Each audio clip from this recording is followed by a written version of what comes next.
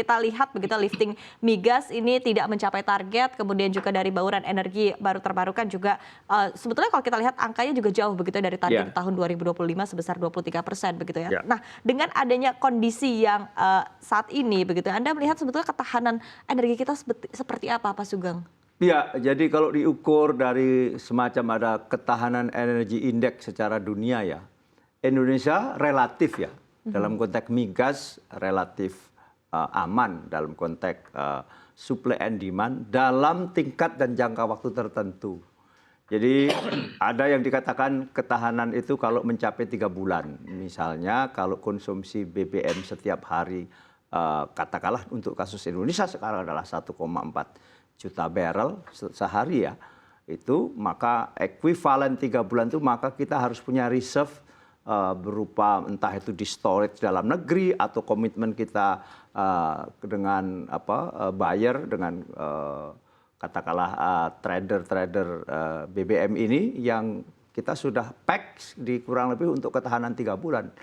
Nah, Indonesia dalam konteks itu kita kurang lebih 21 hari atau 20 hari ketahanan kita 3 minggu. Itu dalam kategori memang relatif menengah, rawan pada dasarnya. Kenapa?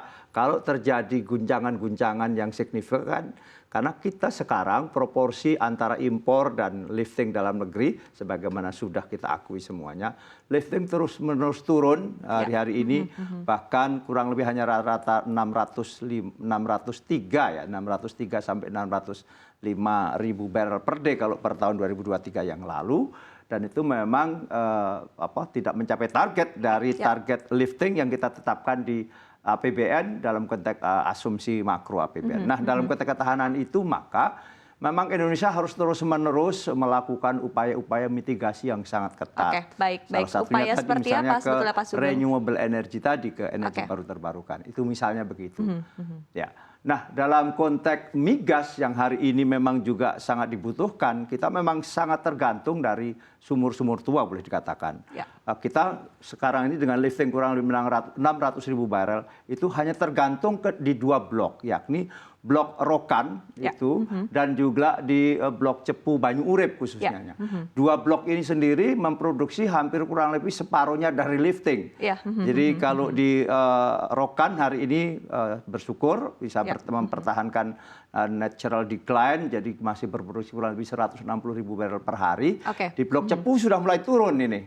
Semula sampai 220 bahkan dulu kurang lebih setahun lalu, sekarang juga sudah di angka 158 sampai 160. Nah, inilah yang kita lakukan, upaya-upaya konvensional produksi nampaknya harus kita beralih ke upaya-upaya yang lain, melakukan upaya-upaya misalnya enhanced oil recovery. Jadi bagaimana sumur-sumur tua itu, karena secara teoritik minyak atau crude yang diangkat ke permukaan itu baru kurang lebih 60%. Jadi masih ada 40% di reservoir kita di reservoir kita yang masih ada minyak, karena reservoir kita dengan berbagai karakternya itu maka perlu ada treatment.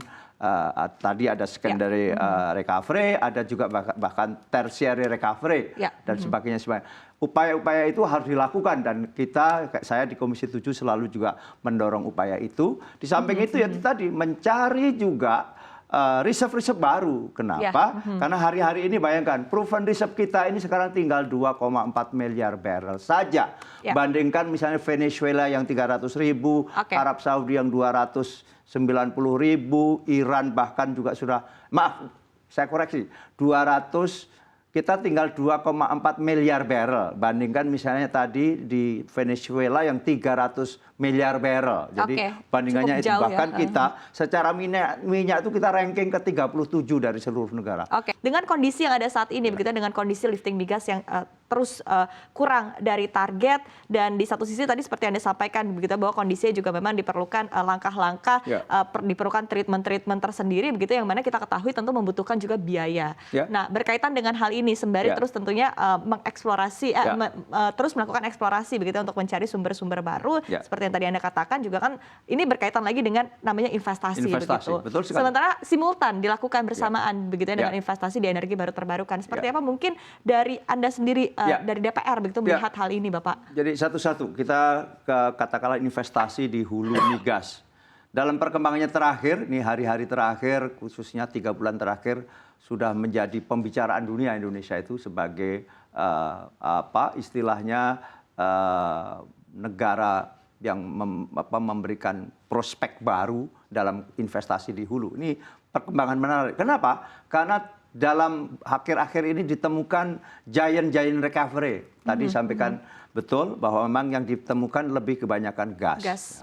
Selain blok Masela yang itu besar, kurang lebih 13 TCF, ditemukan juga blok baru di Andaman yang itu gas juga dan itu besar. Dan juga di IDD memang begini, karakternya hampir seluruhnya itu di laut dalam.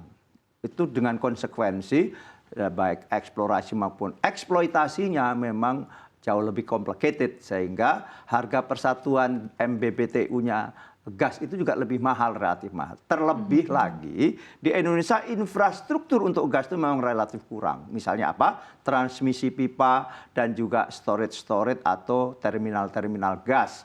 Karena gas adalah gas, maka ketika diangkut, kalau kita tidak punya transmisi pipa, maka diangkut menjadi cair, kan menjadi LNG, liquefied natural gas. Dan itu ada proses ke LNG itu juga memerlukan biaya lagi. Nah, dari sisi DPR sendiri seperti apa? Betul sekali. Jadi kita tetap sebagaimana juga dalam skema bisnisnya di hulu itu, dulu ada namanya PSC atau sharing kontrak, production sharing contract cost recovery, tetapi juga ditawarkan, bahkan sekarang ada juga namanya gross plate, maka terus bagi investor diberi keleluasaan mau skema mana. Memang ada sebuah, kalau pertanyaan dari riset dan menyatakan memang semua membutuhkan kepastian hukum. Betul, di hulu ada undang-undang yang waktu itu lantas dibatalkan oleh Mahkamah Konstitusi, dan di DPR kita sedang merancang agar, tapi tampaknya memang harus kita akui untuk undang-undang migas ini berat untuk diselesaikan di periode sekarang. Karena ini tinggal beberapa saat kita akan pemilu, dan sampai bulan Oktober itu kita akan fokus menuntaskan satu undang-undang juga penting yang menjadi untuk menciptakan ekosistem bagi berkembangnya energi baru terbarukan, yakni Undang-Undang Energi Baru, Energi Terbarukan, dan ini sudah sampai tahap-tahap akhir. Tapi untuk revisi UU Migas ini sendiri, poin-poin apa yang masih menjadi perdebatan atau mungkin masih concern begitu, masih Betul diperhatikan? sekali. Salah satunya adalah kelembagaan di hulu. Sebagaimana kita ketahui bahwa undang-undang yang lalu itu, bahwa di hulu kelembagaan pengelola di hulu namanya BP Migas, dan itu dibatalkan oleh Mahkamah Konstitusi, dan di mana di situ Mahkamah Konstitusi menghendaki ada namanya badan usaha khusus. Nah, inilah interpretasi soal badan usaha khusus itu bagaimana, itu yang menjadi perdebatan. Di mana sekarang dengan dibubarkannya BP Migas, sekarang ada SKK Migas, tetapi SKK Migas itu berdiri atas peraturan pemerintah saja, bukan berdiri di undang-undang. Maka inilah yang juga menjadi semacam dikatakanlah belum ada kepastian hukum, dikatakan demikian. Lantas tadi kelembagaan badan usaha khusus itu semacam apa?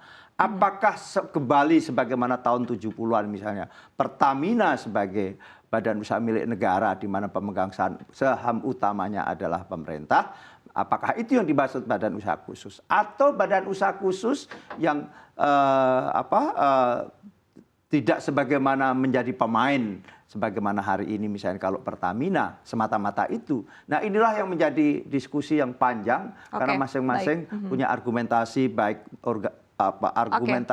konstitusionalnya maupun praktek-praktek dalam konteks mengimplementasi.